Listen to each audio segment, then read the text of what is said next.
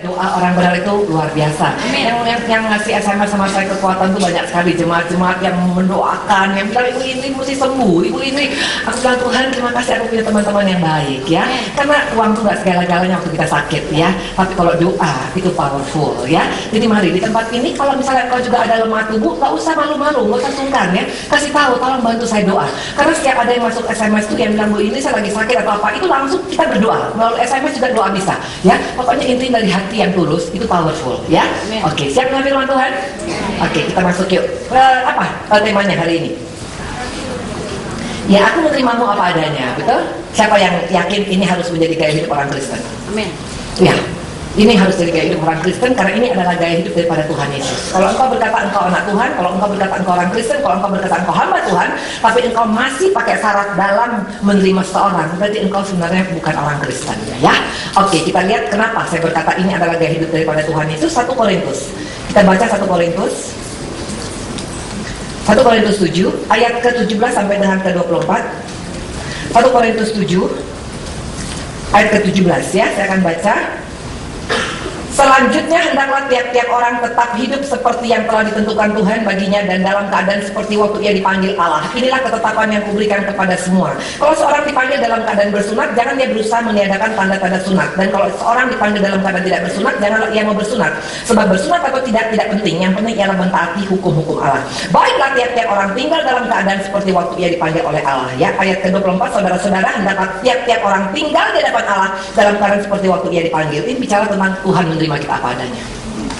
Ini luar biasa. Makanya kalau kita belum apa-apa sudah memakai syarat ya. Saya sih oke, saya maafin Bu Indri. Tapi kalau engkau masih engkau tidak punya pola pikir Tuhan Yesus. Tuhan menerima kita apa adanya. Dan ini powernya luar biasa. Kalau engkau pakai syarat, engkau sama dengan iblis. Kenapa saya bilang begitu? Nanti kita akan buka satu-satu. Kita beri 3 contoh. 3 contoh dari Alkitab bagaimana Tuhan menerima seorang apa adanya dan akibatnya itu powerful luar biasa. Ya.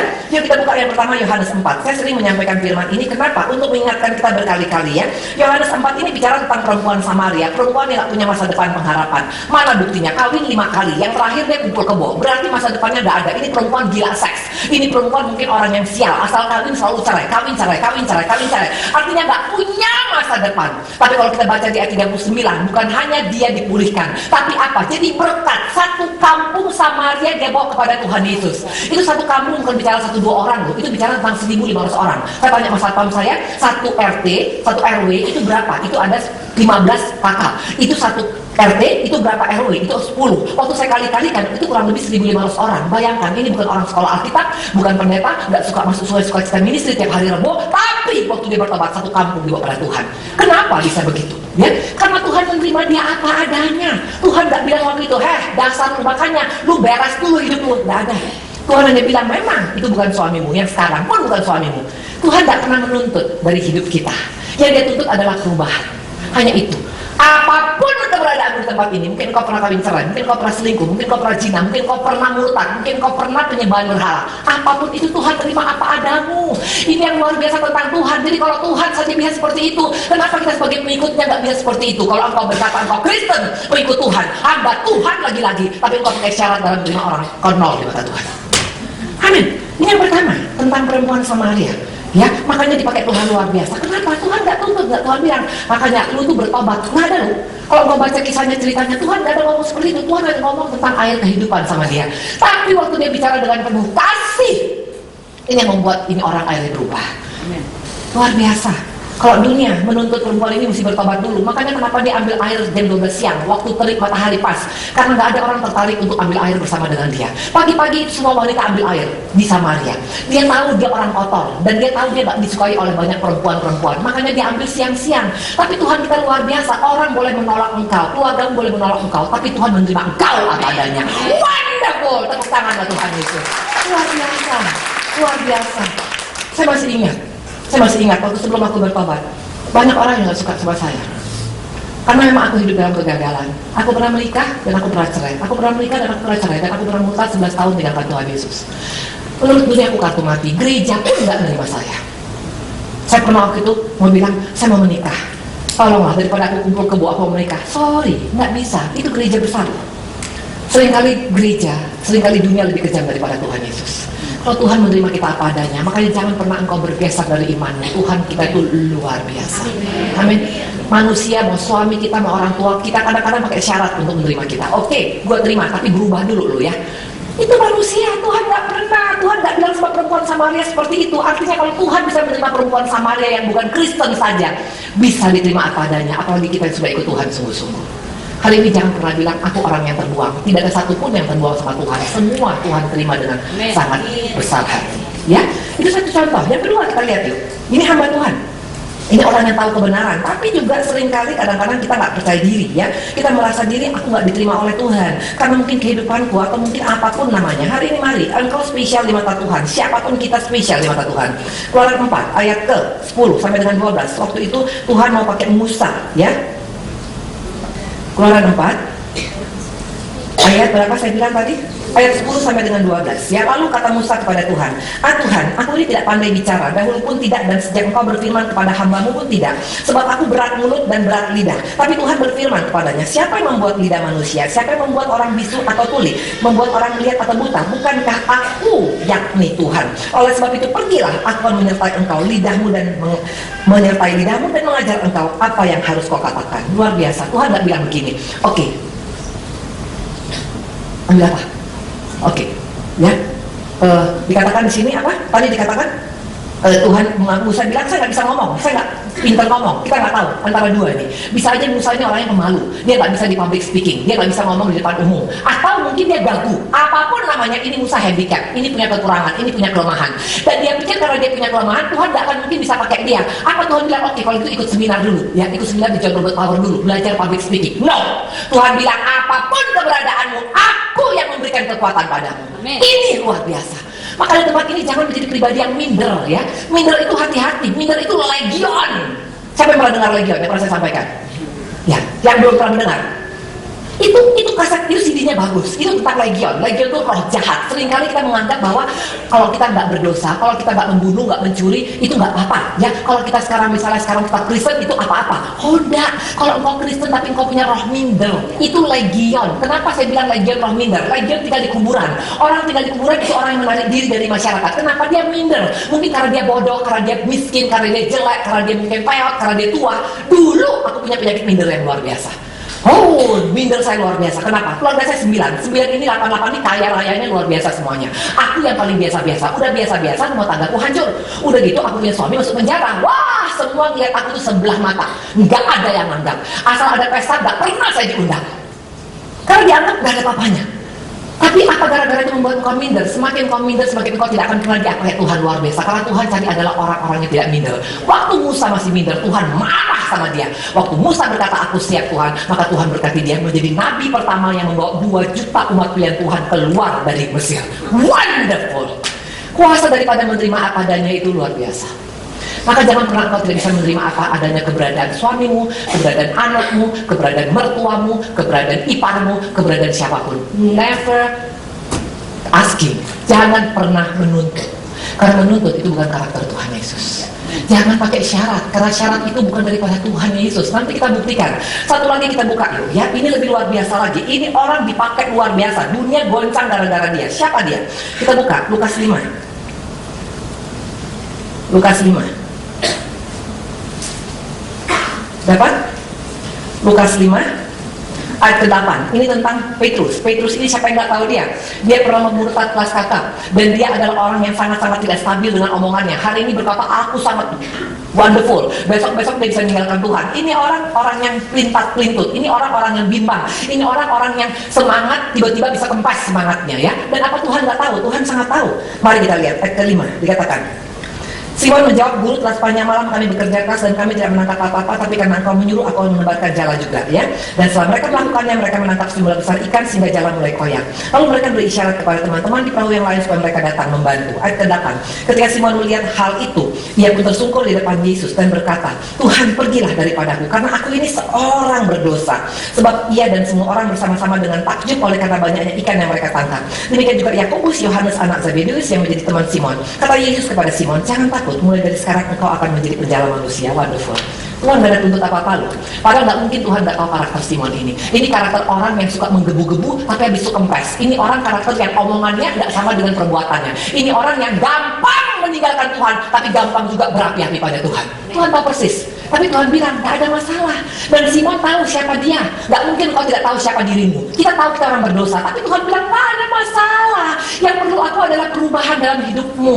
Masalah mau berubah itu yang paling penting. Keberadaanmu bersunat gak bersunat, berdosa apa gak berdosa, murtad apa enggak, bukan urusanmu. Itu urusanku. Hanya masalahnya maukah kita berubah. Itu hanya yang Tuhan harapkan dari kita. Maka hari ini mari.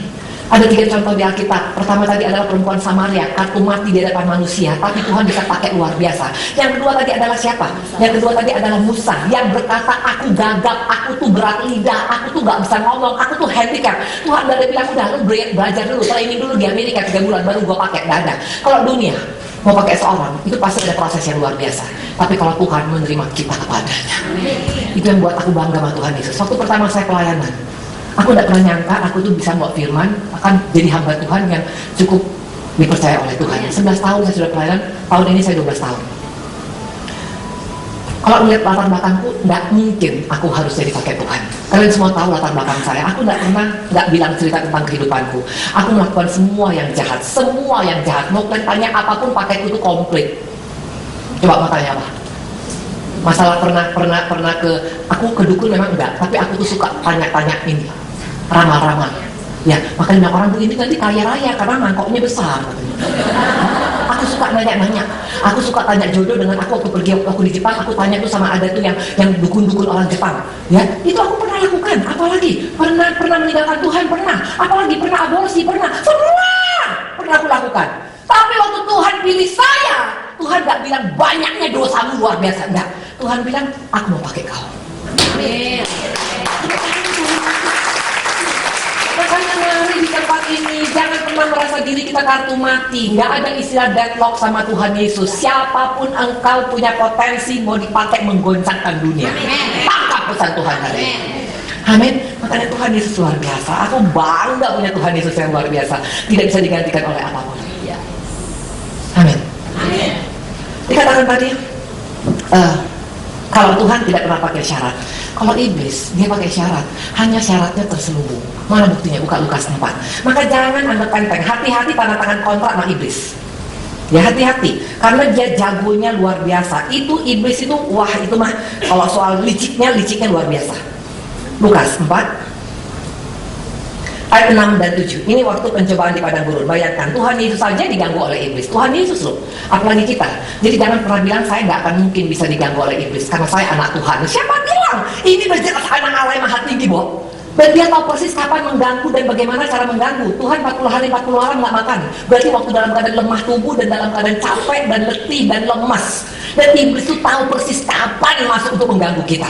Ya, dikatakan ayat ke-6 tadi. Kata iblis kepadanya, segala kuasa ini serta kemuliaannya. Ayat 5 dulu. Kemudian dia bawa Yesus ke satu tempat yang tinggi dan dalam sekejap mata ia memperlihatkan kepadanya semua kerajaan dunia.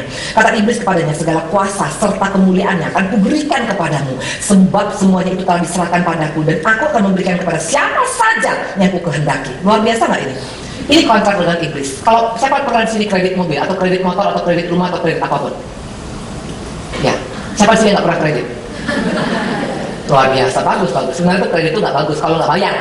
Ya, itu kalau kredit, itu kan banyak sekali dia punya lembaran. Lembarannya banyak ya, lembarannya bagus. Seringkali kadang-kadang kita nggak baca. Kalau udah teriming-iming dengan dapat bunga murah. Tapi hati-hati, ada kondisi yang di sana berbahaya. Kalau sampai 2 bulan, 3 bulan tidak membayar, akan diambil dan banyak kriterianya. Iblis bikin kontrak lebih parah daripada itu. Dia tawarkan seluruh dunia sama kita. Tapi lihat, ada huruf kecil yang dia tulis di paling terakhirnya. Ayat ke-7. Jadi jikalau engkau menyembah aku, seluruhnya itu akan menjadi milikmu. Ini bahasa iblis. Ini kontrak dengan iblis. Maka hati-hati jangan perasain kontrak dengan iblis. Karena buntutnya pasti akan ada yang diambil sebagai tumbalnya. Hidup kita. Amin. Amin. Hati-hati, itu iblis. Kesannya menawarkan semua, kesannya kok gratisan. Gak ada yang gratis sama iblis. Hanya Tuhan Yesus yang kasih gratis. Itu apa? Kasih karunia-Nya gratis. Cara cuma-cuma sama kita. Maka dikatakan iblis itu jago, itu the excellent imitator. Dia itu bisa meniru semua yang dilakukan oleh Tuhan. Semua. Tuhan kasih berkat, dia bisa kasih berkat. Tuhan kasih jodoh, dia bisa kasih jodoh. Tuhan kasih pekerjaan, dia bisa kasih pekerjaan. Hanya satu yang iblis nggak bisa tiru, itu apa? Kasih. Dia selalu pakai syarat. Dan kasih tanpa syarat itu hanya satu yang memilikinya, yaitu kasih agape, itu kasih Tuhan Yesus. Ibu-ibu tahu apa antikris? Menurut kita siapa antikris? Siapa? Itu Bu Indri yang kayak tanduk. Nah, yuk kita lihat. Kita buka 2 Yohanes. Yang saya dapat ini kemarin dari anak saya suka. Makanya firman Tuhan itu luar biasa. Itu bisa dapat dari anak, dari batu pun Tuhan bisa ngomong. Asal kau buka hati untuk mendengarkannya. Kita buka 2 Yohanes. 2 Yohanes. 2 Yohanes ke 1 ayat ke-5. Dan sekarang aku minta padamu ibu, bukan seolah-olah aku menuliskan perintah baru bagimu, tapi menurut perintah yang sudah ada pada kita dari mulanya, supaya kita saling mengasihi. Dan inilah kasih itu, yaitu bahwa kita harus hidup menurut perintahnya. Dan inilah perintah itu, yaitu kamu harus hidup dalam kasih, sebagaimana telah kamu dengar dari mulanya. Sebab banyak penyesat telah muncul dan pergi ke seluruh dunia yang tidak mengaku bahwa Yesus Kristus telah datang sebagai manusia. Ia adalah si penyesat dan antikris. Waspadalah supaya kamu jangan kehilangan apa yang telah kamu kerjakan, tapi tetap karena kamu mendapat upah sepenuhnya. Jelas ini. Siapa antikris? Perintah Tuhan adalah perintah saling mengasihi, menerima orang apa adanya, itu bukti orang kasih. Jadi waktu engkau tidak bisa menerima suamimu apa adanya, tidak bisa menerima orang tuamu apa adanya, tidak bisa menerima mertuamu apa adanya, tidak bisa menerima anakmu apa adanya, berarti engkau tidak lagi punya kasih itu. Dan kalau engkau tidak punya kasih, tanpa disadari kita sudah menjadi antikris dalam hidup kita. Hati-hati. Antikris bukan nanti, sekarang sudah ada antikris. Bagi orang-orang yang tidak bisa mengampuni, itu antikris. Amin. Aku pernah jadi antikris 7 tahun. Aku gak bisa mengampuni suamiku karena aku pernah dapat suamiku selingkuh. Aku pernah gak bisa mengampuni keluarga besarku 20 tahun karena gara-gara masalah warisan. Bodoh. Itu iblis yang putar balikkan semuanya. Tapi sudah aku melepaskan pengampunan, sudah kasih Yesus penuh dalam hidup saya. Itu luar biasa. Bukan saja engkau sembuh dari segala macam penyakit, engkau seperti bisa terbang di atas segala masalah. Maka dikatakan bukan terbang tinggi di awan. Kenapa bisa terbang? Karena udah gak bawa beban lagi. Coba sekarang kau benci dengan orang kebetulan beratnya 200 kilo 200 kilo beratnya. Mau terbang bagaimana? Itu masih ada 200 kilo dalam badan kita. Betul? Tapi kalau engkau sudah lepaskan yang 200 kilo, engkau sudah mengampuni, engkau bisa terbang seperti burung Raja Wali. Dan hanya burung Raja Wali yang bisa terbang di atas masalahnya. Makanya bisa tetap enjoy walaupun punya masalah. Tapi kalau orang yang menyimpan kepahitan itu, waduh, walaupun masalah kecil itu jadi besar. Amin. Hari ini mari mau belajar untuk seperti Tuhan Yesus. Amin. Dikatakan aku menerima engkau apa adanya. Contoh sudah jelas tadi, Petrus yang begitu jahatnya, yang begitu tidak stabilnya, yang orangnya on and off, yang orang-orang itu orang yang bimbang, yang nggak bisa dipegang omongannya. Sering mungkin kita menghadapi orang-orang seperti itu. Janji hari ini mau kasih pinjam uang, besok tiba-tiba nggak datang. Janji mau nolong anak kita, tiba-tiba nggak mau. Janji mau jemput kita, tiba-tiba nggak nelfon. Sering kita hadapi orang seperti Petrus. Apakah engkau bisa menerima dia apa adanya? Apa engkau tuntut? Memang itu orang kalau nggak berubah nggak bakalan gue mau temenan sama dia. Waktu engkau katakan itu, sampai kapanpun engkau tidak akan pernah menjadi pribadi yang luar biasa. Antikris adalah orang-orang yang ada di sekitar kita yang tidak punya kasih untuk menerima orang apa adanya lagi. Amin. Saya mau melepaskan pengampunan ke tangan. Amin. Ingat waktu 3 minggu yang lalu saya di sini sebelum saya sakit, yang saya adakan altar, itu Tuhan jelas bicara, bela jemaatmu, karena mereka banyak menyimpan kepahitan. Ibu-ibu, kalau engkau menyimpan kepahitan, rohanimu tidak akan pernah bisa bertumbuh. Engkau akan jadi Kristen yang kerdil, Kristen bonsai. Karena gak akan mungkin kepahitan, akar yang pahit, akar yang mati tidak akan mungkin bisa membuat pohon itu tumbuh apalagi berbuah. Itu karakter iblis. Iblis itu jahat sekali. Dia caranya menipu. Dia menipu pakai firman. Waktu dia ngomong sama Hawa, dia bilang katanya gak boleh ya makan ini. Oh, siapa bilang bisa seperti Tuhan loh. Iblis selalu pakai firman. Ya udahlah, masa hanya cuma begitu aja, nggak mungkin lah. Ya wajar kalau kamu sakit hati, terlalu jahat.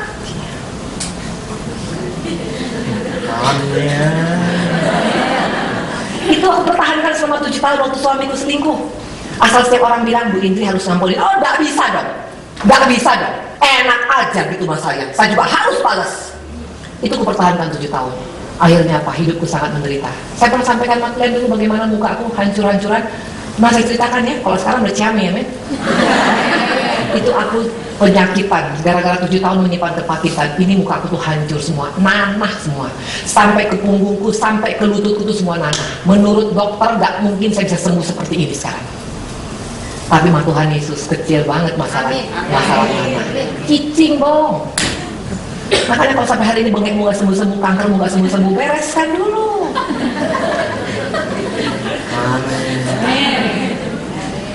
Waktu pertama datang ke tempat ini banyak saya lihat muka-muka aku Daniel. Tapi makin ikut Sungai Sukacita, itu mukanya makin berubah. Dan buat aku itu upaya yang paling luar biasa. Setiap aku melihat perubahan daripada jemaat yang datang itu beban kalian itu beban saya loh. Jangan kalian pikir enggak loh. Karena waktu aku menerima pengembalaan itu satu komitmen yang luar biasa dengan Tuhan. Dari 12 tahun, 11 tahun pelayanan saya tidak pernah mau mengembalakan. Karena aku bilang enggak mau, capek. Saya melihat banyak pendeta yang stroke gara-gara ngurusin jemaatnya. Ya, karena jemaat itu masalah, dibaikin salah, nggak dibaikin salah, gitu. Apalagi perempuan, mulutnya dua, depan dan belakang, luar biasa. Tapi waktu Tuhan yang bilang, aku yang taking care, ambil ini bagian, lihat nanti perkara besar aku sediakan. I am ready Lord, aku bilang. Amen. Saya siap Tuhan. Amen. Dan ternyata Tuhan luar biasa. Banyak hal-hal yang luar biasa akan Tuhan singkapkan pada kita. Ibu-ibu tangkap pesan Tuhan hari ini. Ya, terima apa adanya. Waktu engkau pakai syarat, waktu engkau bilang tapi kebangetan Bu itu, terlalu sering dia bikin kayak begitu, itu semua trik iblis. Yang membuat engkau berkata dia tidak bisa berubah, itu triknya daripada iblis. Karena tidak ada satupun yang tidak bisa berubah. Lihat Petrus, pemurtad aja bisa luar biasa dipakai Tuhan. Lihat Saulus, dari pembunuh aja bisa dipakai luar biasa sampai ke ujung bumi. Contoh di Alkitab banyak tentang orang yang bisa berubah. Kenapa engkau gak percaya suamimu bisa berubah? Kenapa gak percaya anakmu bisa berubah? Amin. Mau menerima dia apa adanya? Siapa yang mau angkat tangan? Luar biasa Tuhan. Kau lihat Tuhan, tangan-tangan yang terangkat, orang perhitungkan ini. Dan ibu-ibu, saya sayang sama kalian semua. Aku sayangku udah kayak kalian itu udah anggap kayak keluarga saya sendiri. Ya, apalagi buat ada yang punya masalah tentang rumah tangga, itu doa aku tuh sampai kadang-kadang nangis 5 ember bukan untuk masalah saya, untuk ini. Tuhan, suaminya kok nakal, Tuhan. Sampai suami saya bilang, kamu doanya kok lama banget sampai jungkir balik begitu? Iya. Suamiku pikir aku doain mungkin usahaku Tuhan biar hotelnya penuh. Enggak. Itu bukan urusanku lagi, itu urusan Tuhan. Yang penting urusanku jiwa. Amin. Amin. Amin. Amin. Ya, dikatakan tadi adalah itu ya. Nah, coba sekarang kita lihat. Banyak kita mendengar tentang going to the next level. Pernah ya dengar? Boleh saja. Itu artinya going to the next level, makin meningkat rohaninya. Betul. Tapi nggak hanya sekedar kita naik meningkat rohani karena kita sekarang pelayanannya makin luar biasa. Itu boleh saja, tapi bukan itu, sekedar itu going to the next level. Atau mungkin kau bilang, saya dapat impartasi dari hamba Tuhan dari Israel. Boleh. Tapi nggak hanya itu yang membuat engkau naik tingkat secara rohani. Kalau hanya itu terlalu kecil dong. Jadi bagaimana orang yang nggak bisa ketemu hamba Tuhan yang ada di hutan? Berarti nggak bisa meningkat hidupnya. Siapa bilang? Hari ini mari kita belajar ya. Dikatakan kita ini yang Tuhan inginkan bukan hanya sekedar Kristen biasa-biasa. Ini sudah waktunya, sudah waktu perkenaan Tuhan, sudah waktunya sangat singkat loh ibu-ibu. Jangan kau hanya bangga sekedar jadi orang Kristen. Harus meningkat secara rohani. Harus meningkat. Siapapun engkau, yang dulunya SD harus jadi SMP, SMP harus jadi SMA. Makanya ini Sungai Sukacita ini sendiri sebenarnya sekolah ya. Siapa yang merasa ini sekolah di sini belajar? Ya. Betul. Ini belajar karakter. Ya. Kita belajar karakter di sini. Di sini bukan belajar diberkatin, enggak. Ya, itu berkat urusan kesejuta. Tapi kalau karakter kita seperti Tuhan Yesus itu powerful. Kau berkuasa atas binatang di udara, di darat dan di laut. Ini bicara tentang apa? Menyelesaikan semua masalah kita. Amin. Karakter yang Tuhan inginkan. Maka Tuhan katakan di Matius 3 ayat dikatakan waktu dia lihat pohon, itu pohon gak ada buahnya, itu diapain? Dikampak. Wah! Kalau Tuhan mengkampak gak mungkin meleset tuh. Itu sampai hidung-hidung kita pun lepas semuanya. Jangan main-main. Dia bukan bilang berapa hartamu, bukan. Dia tanya mana buahmu. Itu buah apa? Buah roh. Amen. Buah karakter, buah pertobatan. Dan itu yang sekarang sangat jarang disampaikan dalam gereja. Karena memang karakter itu bicara tentang pakai pedang. Dan nggak banyak jemaat yang suka dengan pedang. Betul? Jemaat yang suka dengan apa? Berkat tercurah, berkat tercurah, hujan das. Boleh. Siapa sih yang mau berkat? Aku juga mau berkat.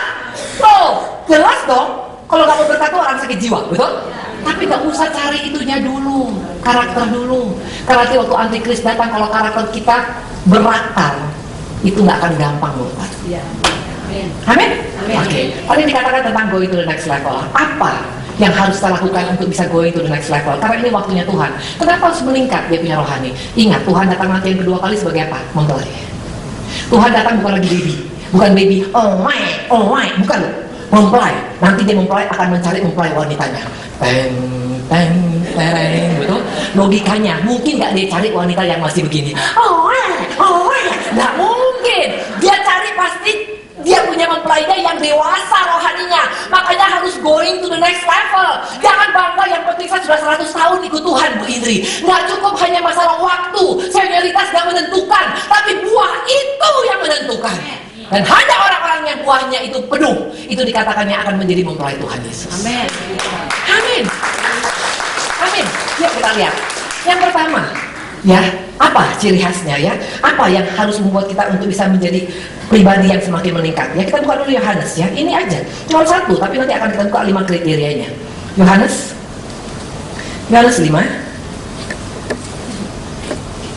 Yohanes 3, maafkan saya, 30.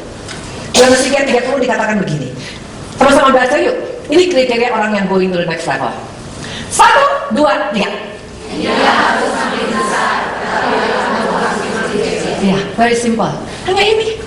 Orang yang mau meningkat rohaninya, orang yang menjadi mempelai Tuhan Yesus, ini saja modal kita. Dianya semakin besar. Siapa dianya? Yesusnya. Kitanya semakin kecil. Apa ciri khas daripada orang yang dianya makin kecil? Bukan berarti kita makin menciut, bukan. Karena banyak orang bilang, oh kalau sekarang kita mesti kurus semua, Bu Indri. Bukan gara-gara menciut membuat engkau going to the next level. Ada 5 ciri khas daripada orang yang semakin kecil, Yesusnya semakin besar. Yang pertama adalah apa? Yang pasti tadi, menerima orang apa adanya. Kalau engkau berkata engkau semakin kecil tapi engkau tidak bisa menerima orang apa adanya, berarti engkau belum mau naik tingkat. Engkau masih pakai syarat. Itu egonya masih besar. Itu ciri khas daripada si jahat. Bukan Yesusnya makin besar. Karena Yesus makin besar, kasih makin besar, itu bisa menerima orang apa adanya. Kenapa orang nggak bisa menerima apa adanya? Ya? Kenapa? Coba kita buka di Matius 7. Ini penyebabnya. Matius 7 ayat 3 sampai dengan 5. Ini yang menyebabnya maka kita nggak bisa menerima orang apa adanya. Matius 7 ayat 3 sampai dengan 5. Mengapa engkau melihat selumbar di mata saudaramu sedangkan balok dalam matamu tidak engkau ketahui? Bagaimana engkau dapat berkata pada saudaramu, biarlah aku mengeluarkan selumbar itu dari matamu padahal ada balok dalam matamu? Hai orang munafik, keluarkan dahulu balok dari matamu, maka engkau akan melihat dengan jelas untuk mengeluarkan selumbar dari mata saudaramu. Kenapa kita nggak bisa menerima orang apa adanya? Karena kita pakai ini. Ini apa? Pakai teropong. Aku cari teropong asli nggak ada, jadi aku beli di Walmart 20.000, nggak apa-apa lah ya. Kalau saya tadi, aku beli teropong ada, nggak tahu di mana gitu loh. Saya tadi malam suami saya, Pak, ini teropong kita mana ya? Saya punya bagus. Saya telepon Ibu Eka boleh pinjam nggak? Ada Pak Willy punya. Tapi saya pikir daripada hilang nanti bahaya kan. Ya udah aku beli ini aja. Ya. Seringkali kita pakai ini. Coba lihat nih. Tuh, Ibu Ica tuh kelihatan, hidungnya pun kelihatan lubang hidungnya. Seringkali kita pakai teropong melihat kelemahan orang lain. Kalau engkau masih pakai teropong, sampai kapanpun engkau tidak bisa going to the next level. Selama engkau masih pakai ini untuk melihat kesalahan orang lain. Oh, kesalahannya ini si ibu ini. Oh, ini pantatnya kegedean ibu ini. Oh, hidungnya ibu ini kok agak besar sebelah ya. Oh, ini jauhkan. Bukan ini yang membuat engkau bisa menerima orang apa adanya. Seringkali kita pakai teropong melihat suami kita, melihat anak kita, melihat mertua kita, melihat tetangga kita, melihat gembala kita. Makanya engkau tidak bisa meningkat secara rohani. Engkau sudah bertahun-tahun ikut Tuhan, tapi tetap tidak bisa menerima orang apa adanya. Karena kemana-mana di kantongnya bawa ini loh. Kalau kita apa yang mesti kita bawa, Bu Indri? Kalau dikatakan ayat ke 5, hai orang munafik, keluarkan dahulu balok dari matamu, maka engkau akan melihat dengan jelas untuk mengeluarkan selumbar dari mata. Pakai ini.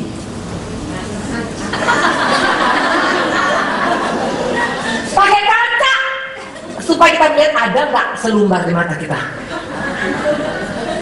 Ini kaca bukan hanya untuk lihat lipstiknya belepotan apa enggak, tapi ini untuk kaca untuk mengevaluasi diri kita.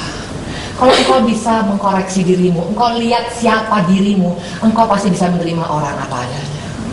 Karena nobody's perfect. Amin. Ini boleh dibawa ibu-ibu. Gak usah sebesar ini lah ya, gak usah sebesar ini. Tapi kalau ada bawa kaca, mendingan memang bawa kaca. Setiap engkau mau teropong orang, lihat dulu mukamu di kaca. Mukamu sendiri udah jadi berkat belum? Mulut kita udah jadi berkat belum? Tangan kita udah jadi berkat belum? Kaki kita udah jadi berkat belum? Amin. Mari. Jadi mulai sekarang bawa kaca di mana-mana. Amin. Karena seringkali kalau kita lupa ngaca, makanya kita seringkali menuntut orang harus seperti ini. Ngaca dulu, Bo. Kan sering orang bilang gitu ya. Lu ngaca dulu siapa diri lu. Betul, dulu aku orangnya jarang pakai kaca. Karena aku merasa diri paling hebat. Makanya buat aku gak bisa menerima suamiku apa adanya. Karena aku merasa diri dia yang paling kurang, dia yang paling jelek, dia yang paling semua. Selalu pakai teropong. Bayangkan jam 12 malam pun aku teropong. Makanya gak heran, aku gak bisa menerima dia apa adanya. Tapi sekarang ini semua aku buang. Makanya gak punya lagi teropongnya. Dulu pakai teropong soalnya. Lepas saya barusan dibeli kemarin. Aku tanya Ibu Ice, punya teropong gak? Gak punya Bu Indri. Bagus, jangan pakai teropong. Karena waktu engkau pakai teropong, engkau tidak akan pernah bisa punya kasih Yesus melimpah dalam hidup. Yang suka pakai teropong itu iblis. Selalu melihat kesalahan orang lain. Tapi yang Tuhan Yesus ajarkan kita adalah apa? Evaluasi dirimu.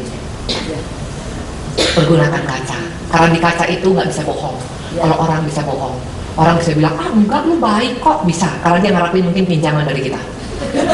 Tapi kalau kaca, mirror. Siapa itu Cinderella itu cocok tuh. Amin. Yang pertama bicara tentang apa, menerima orang apa adanya. Ya? Oke. Yang kedua, ciri daripada orang yang going to the next level. Apa? Selain dia bisa menerima apa adanya karena kasih Yesus yang sudah melimpah, egonya sudah makin kecil. Yang kedua adalah berbicara tentang apa? Perubahan perbendaharaan kata-kata. Pasti. Orang yang going to the next level itu pasti dia punya kamus perkataannya pasti mengalami perubahan. Kenapa? Kalau Yesus yang makin besar, perkataan Yesus yang akan keluar. Yohanes 11.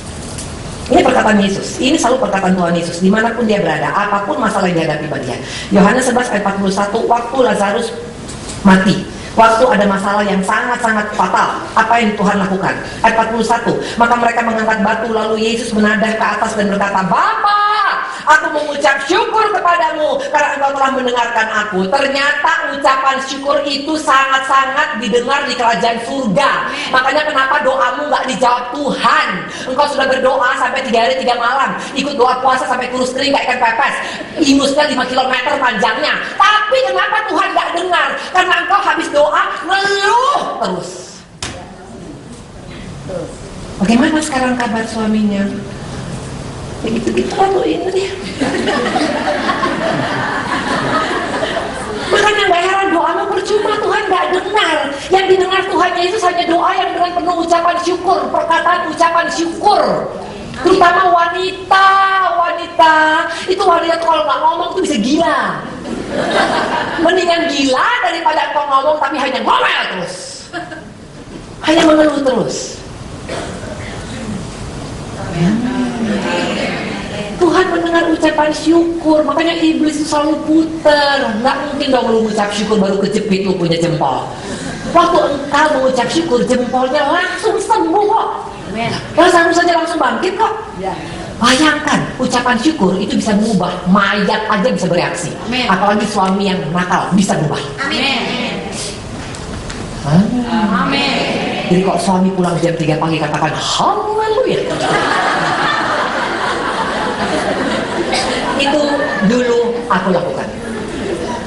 Suamiku tuh kalau nggak pulang itu bisa 3 hari. Kenapa nggak pulang 3 hari? Karena kalau dia udah pakai sabu-sabu itu nggak tidur. Itu dia sama teman-temannya semua, dan aku nggak tahu siapa temannya, atau si Elsie atau si Kadir, aku nggak tahu siapa. Tapi setiap dia pulang, walaupun 3 hari aku bilang haleluya, akhirnya pulang.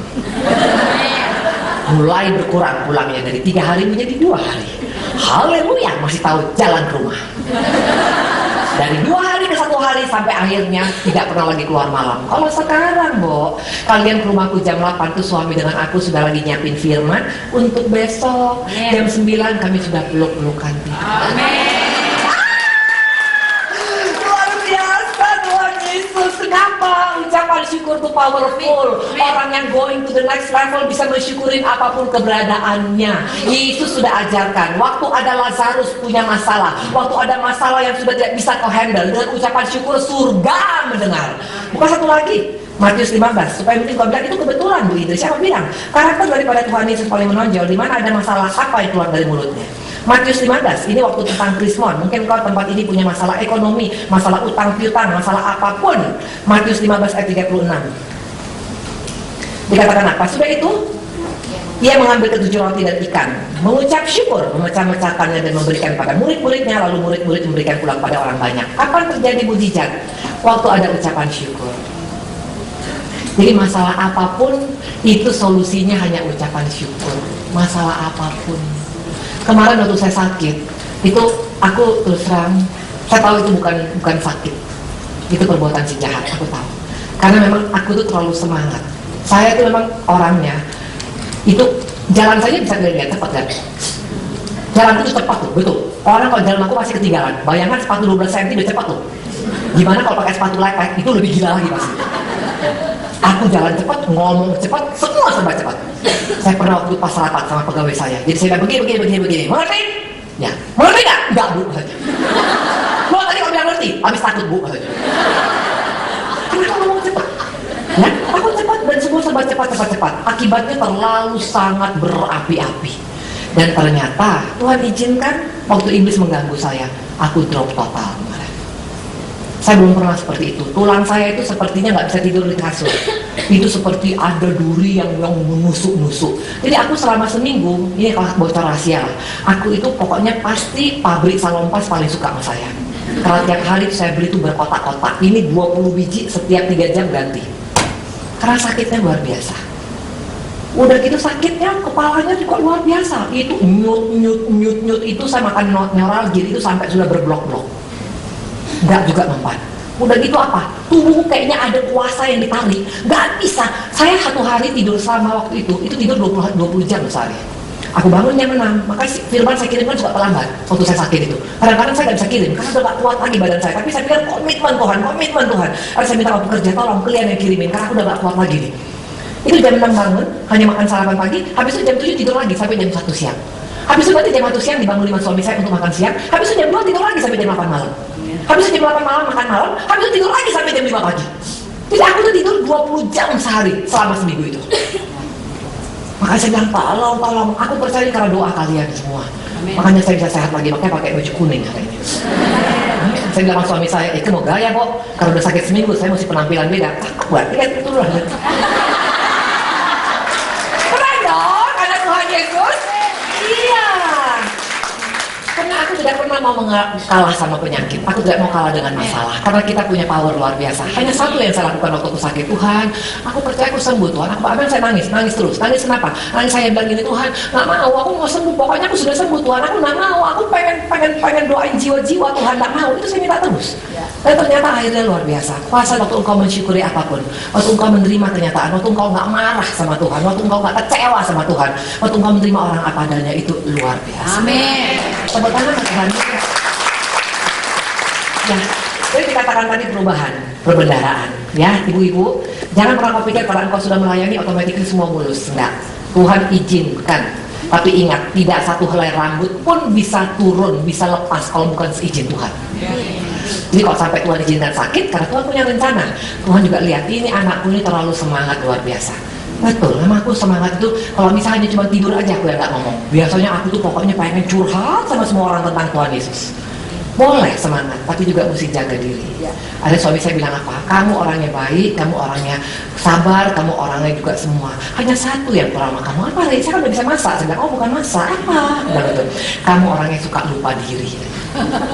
Waktu saya diperiksa sama dokter, tahu ibu ini kenapa? Kurang istirahat dan kurang makan. Malu ya sama Tuhan kurang gizi. Karena apa? Memang betul kalau ada kadang-kadang mau konseling aku lagi makan, itu tiba-tiba ada yang ngomong aku tinggalin. Itu nggak boleh. Maka saya bilang sama Ibu Ice, ini Ibu Ice partner gue nih. Aku bilang, Bu Ice, pokoknya tolong kalau ada yang mau konseling makan agak jagain gerbang. Aku bilang itu. Karena saya nolak nggak bisa. Ya, tapi kalian juga tolong bantu aku supaya aku sehat dulu gitu loh. Amin. Ya, Amin. supaya saya kurang gula. Tadi Ibu Ica baru bilang, Bu Indri, ada saya punya saudara karena kurang gula kena stroke. Hah? Aku bilang gitu. makan gula. Aku nggak suka minum gula. Aku suka gula itu dari buah. Tapi ternyata mudah. Jadi sekarang aku tiap hari minum teh manis 3 gelas. Jadi kalau aku agak gemuk, awasin aku gemuk ya. Tuhan baik ya. Jadi artinya apa ya? Perubahan perbenaran itu sangat menentukan. Belajar mensyukuri. Amin. Belajar dari Tuhan Yesus. Waktu ada Lazarus mati, bicara tentang problem yang gak bisa dihandle, dia mensyukurin. Waktu ada Krisman, dia juga mensyukurin. Waktu dia ada di mana-mana, selalu ucapan syukur yang keluar dulu, baru terjadi mujizat yang luar biasa. Karena waktu ada ucapan syukur, Tuhan dengar dari surga itu. Amin. Jadi bukan masalah doanya panjang. Mungkin doamu 3 km panjangnya, bibirmu sampai doer ke bawah. Karena ikut doa semalaman terus. Tapi habis siap doa, ngomel, ngeluh. Itu gak going to the next level, makanya hidupnya gak pernah mengalami perubahan. Dan orang yang mengucap syukur itu wajahnya kelihatan cantik. Amin. Coba lihat kanan kiri, yang mukanya jelek pasti kurang bersyukur. Ya, itu makeup itu kesekian. Betul, makeup itu kesekian. Aku gak pernah pakai bedak. Aku anti bedak soalnya. Aku gak pernah pakai bedak. Aku hanya cuma pakai pelembab aja. Udah, itu aja. Tapi kalau aku lihat di kaca, kalau aku lihat misalnya di foto, muka aku nggak jelek-jelek banget. Karena bedak itu hanya cuman lapisan luar. Tapi kalau inner beauty itu ada, dengan engkau bisa mensyukurin itu, yang keluarnya beda. Amin. Tepuk tangan dong. Ya, ibu mau tetap cantik, Amin. belajar mensyukurin ya. Bukan nggak bisa sakit, bisa. Ini buktinya sakit. Dalam pelayanan pun sakit bisa. Bukan nggak bisa punya utang, nggak bisa bayar, bisa, sangat bisa. Aku pernah waktu itu sampai jual rumah semua. Rumahku sampai semua aku jual untuk bayar utang karena aku salah perhitungan. Bisa habis. Tapi waktu kita mengucap syukur, Tuhan kembalikan bukan sekali, berkali-kali lipat. Amin. Yang baik ya, itu yang kedua ya. Jadi yang pertama tadi adalah apa? Lepaskan apa? Aku mau lihat ibu-ibu yang ada mungkin bulu keleknya mungkin ada kan. Ini bisa kelihatan semua di sini, jadi jangan ya, nggak usah evaluasi orang lah, pakai kaca diri sendiri aja. Dan yang kedua tadi dikatakan adalah apa? Iya ya, ubah perbenaran perkataan kita. Yang ketiga, fokus hidupnya pasti berubah. Dulu problem oriented, sekarang solution oriented. Karena itu ciri khas daripada Tuhan Yesus. Kalau Tuhan Yesus besar dalam hidup kita, itu selalu kita melihat solusinya ada dalam masalah. Mana buktinya? Kita buka Matius 11. Itu gaya Tuhan Yesus yang paling menonjol. Jadi kalau engkau bilang Tuhan semakin besar, aku semakin kecil, tapi masih hanya fokus kepada masalah, engkau berarti gak besar Tuhan Yesusnya dalam hidupmu. Matius 11 ayat ke-28. Marilah kepadaku semua yang letih lesu dan berbeban berat, aku akan memberikan kelegaan padamu. Pikulah puk yang kupasang dan belajarlah padaku, karena aku lemah lembut dan rendah hati, dan jiwamu akan mendapat ketenangan. Jelas Tuhan bilang apa? Sini, karena gua akan kasih, gua akan berikan kelegaan. Artinya apa? Ada solusi Tuhan. Makanya waktu engkau punya masalah, cari hadirat Tuhan. Jangan cari tetangga, jangan cari orang bank. Makin stres, bunga bank gila. Kita hidup dari bank itu hanya hidup seperti lintah darat, diperas terus. Maafkan yang sini kerja di bank, bunganya lebih gila. Makanya kalau emang nggak mampu, nggak usah maksakan diri. Amin. Ini dulu ibu-ibu saya lihat, oh benar, ibu itu ada ibu-ibu yang bangga. Pas dia tunjuk, ini kartu kredit saya 50 biji. Kalau dipakai langsung bayar masih mending. Ini dipakai bayar 100 tahun nyicil, sampai mati hidupnya ya bayar bunga.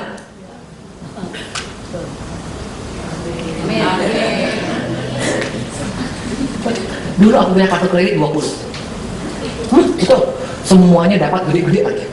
30, 50, 100, ya tenang aja sih bang ngasih. Orang dia tahu pasti bayar bunga kok. Tapi apa mau hidup seperti itu? Ada yang kau jadi pribadi yang sangat-sangat penyembahan berhala dalam shopping di mall. Dulu aku kalau nggak di mall, itu nggak bisa. Kalau sekarang ke mallnya ya sekali-sekali lah, sekali sehari. Tapi sekarang udah beda. Saya nggak mau pakai kartu kredit, semua aku lunasin. Aku sekarang hanya pakai uang cash. Jadi kalau uangnya itu ya itu yang dipakai. Amin. Kok ada berkat baru beli baju. Amin. Amin. Amin. Jangan bangga dengan para tangan. Wow, itu ada hantunya kartu kredit. Betul. Karena aku pernah di sana. Luar biasa itu, rayuan kartu kredit itu luar biasa. Nggak apa-apa, nanti kita kasih ke rumah, nanti nggak ada masa. Oh itu rayuan luar biasa. Sama seperti tadi, kontrak dengan siapa? Karena nggak main-main, engkau hidup hanya bayar. Bayangkan bunga 3% sebulan kok, 4%, 5%, bagaimana engkau bisa mengcover? Apalagi kalau sampai untuk belanja, untuk kehidupan sehari-hari pakai kartu kredit. Kalau pakai kartu kredit untuk usaha masih kembali, bunganya sekian persen, dapat sekian persen, masih ada spare. Tapi kalau kau pakai hanya untuk misalnya untuk santai, sementara nggak punya penghasilan, itu tidak. Saya punya kartu kredit sini, apa tangan? Siapa yang ngaku angkat tangan? Boleh, silakan punya. Tapi kalau bisa pakai bayar cash, karena itu ada hantunya. Aku pernah ada di sana. Oke? Jadi yang berikutnya tadi dikatakan tidak lagi problem oriented, tapi selalu solusi oriented. Bagaimana caranya solusi oriented? Tadi kata Tuhan, mari padaku yang berbeban berat, aku memberikan kelegaan. Artinya apa? Hadirat Tuhan yang membuat engkau mendapat jalan keluar. Orang yang next level, going to the next level, itu hubungan dengan Tuhannya itu dekat sekali. Intim sekali pasti sama Tuhan. Makanya selalu dia ada masalah, dia udah tahu jalan keluarnya ini. Gak usah nunggu sampai 100 tahun kemudian. Hari itu juga Tuhan kasih solusi. Amin. Amin. Amin. Amin. Saya punya pendoa di Medan. Itu luar biasa dia punya hubungan sama Tuhan. Dia selalu tahu apa yang akan terjadi loh Ibu Ica. Dia selalu tahu apa yang akan terjadi. Saya berdoa sama dia hari ini, Bu Indri, jaga ini akan terjadi. Betul. Waktu sebelum saya sakit dia bilang, Ibu ini jaga kesehatan. Kau bisa sakit nanti. Kalau bisa tetap mempertahankan, terlalu semangat, tidak jaga diri. Betul saya sakit. Habis itu dia pernah bilang, Ibu ini hati-hati. Ada kucing dikirim ke keluarga Ibu ini. Kucing itu suka berantem. Betul, aku sama suami ribut. Masalah kecil juga bisa ribut. Wah, aku bilang luar biasa Tuhan. Kenapa dia bisa tahu semuanya? Terus kemarin dia bilang begini, hati-hati. Ada si X dia bawa besi, betul. Betul. Sekarang aku lagi dilapor di polisi tentang masalah biasa warisan. Jadi dia punya hubungan sama Tuhan itu luar biasa. Dia bisa tahu seminggu ke depan apa yang terjadi. Wow, itu harusnya menjadi gaya hidup daripada orang Kristen. Karena waktu kita peka, itu bicara tentang going to the next level. Amin. Amin. Tuhan udah bilang, mari padaku datang yang letih lelah. Mana ada dunia bilang kayak gitu, sini yang penyakitan, yang memble, yang peot, kasih ke gua. Ada. Gerejanya cari orang kaya. Betul? Hei, betul. Gereja cari orang kaya, coba sekarang. Cari pekerja, yang kaya-kaya, punya pabrik 50, punya berlian 500 ton. Tuh. Tapi yang miskin-miskin, aduh, jadi problem, mesti bayar ongkosnya lagi. Itu dunia. Tapi kalau Tuhan bilang apa, makin lu peot, makin lu jelek, makin lu bengek, sini sama gua kasih lu kelegaan, solusi. Amin. Makanya bagaimana caranya Yesus makin besar, masuk hadirat Tuhan. Amin. Amin ibu-ibu. Hari Jumat kita ada doa. Ikut tuh, seharian kalau nggak ikut. Karena itu Tuhan yang taruhkan sama saya.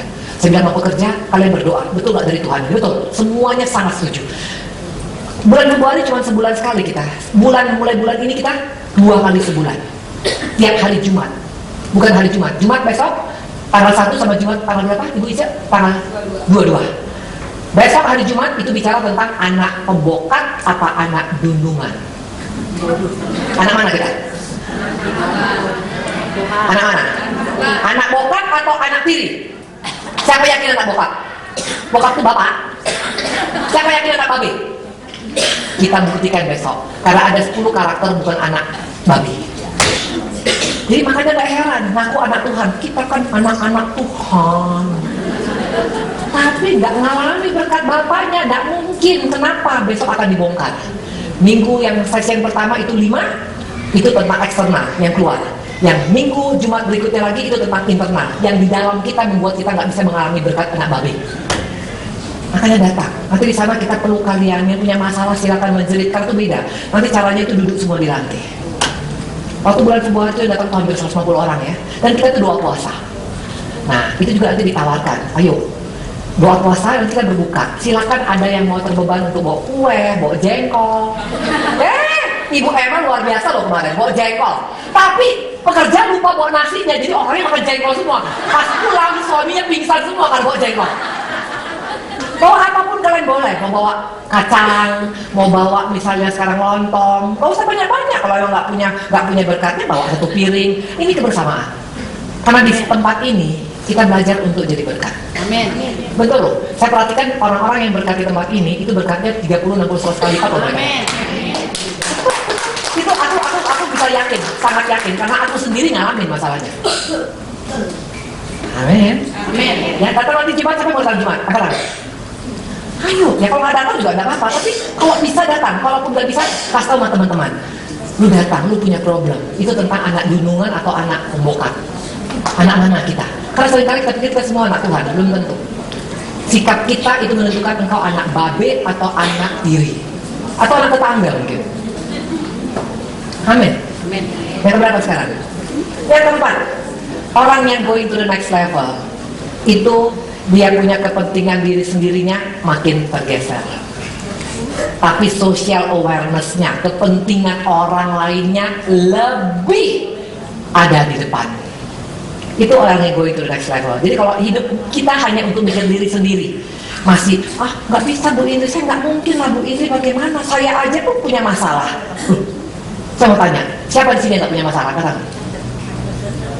Siapa di sini yang nggak punya masalah? Katakan. Siapa di sini punya masalah? Katakan. Siapa nggak ngerti bahasa Indonesia? Katakan. Hanya orang mati ya nggak punya masalah. Kalau orang hidup, ada nyamuk aja kecil, itu kan ada masalah. Mukul diri sendiri, kok. Betul? Ya artinya kalau engkau nunggu sampai nggak punya masalah, baru engkau mikirkan orang lain, engkau tidak akan pernah going to the next level. Makanya nggak heran nggak akan bisa jadi mempelai Tuhan Yesus. Mana buktinya? Yuk kita lihat. Yohanes 13. Yohanes 13 ayat kelima. Kemudian ia menuangkan air ke dalam sebuah basi dan mulai membasuh kaki murid-muridnya, lalu menyekanya dengan kainnya yang terikat pada pinggangnya. Maka sampailah ia pada Simon Petrus, kata Petrus, Tuhan, engkau hendak membasuh aku. Ya, begitu ayat ke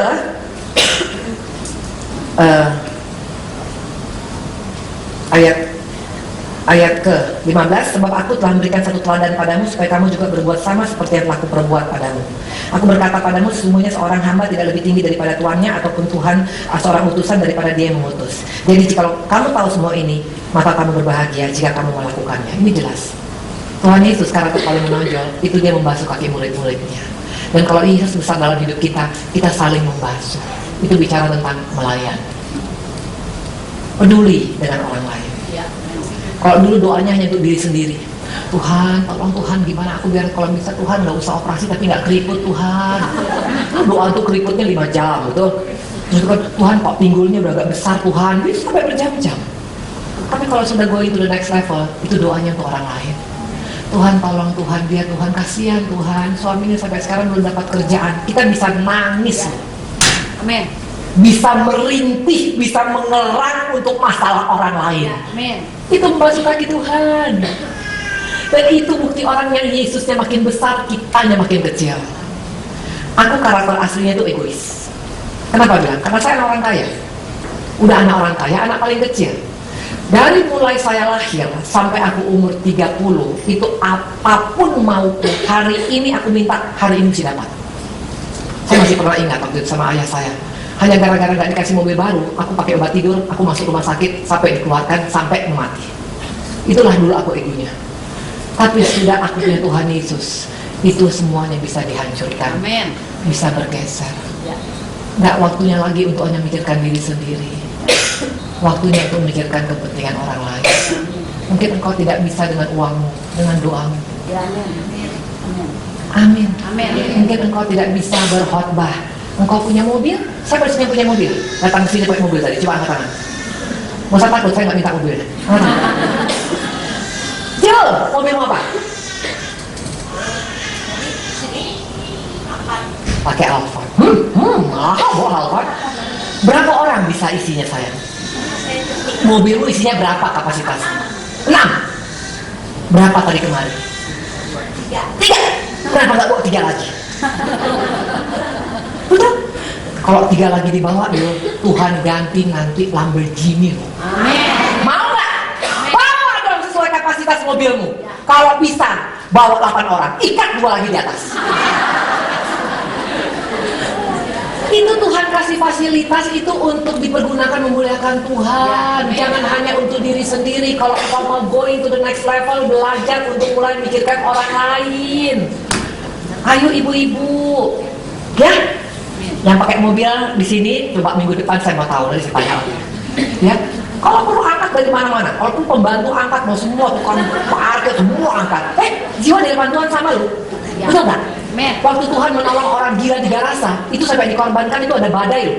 Hampir mati loh mereka semuanya. Tapi lihat, gara-gara punya kasih Yesus, si gila pun bisa sembuh dan nama Tuhan dipermuliakan luar biasa. Amin.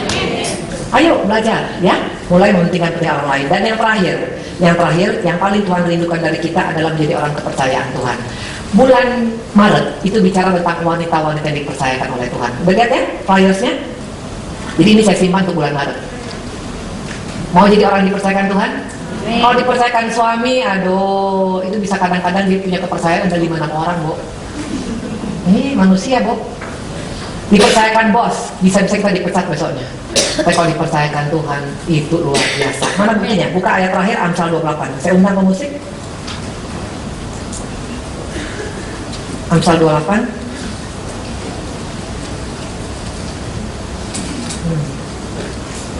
Amsal 28 ayat ke 20.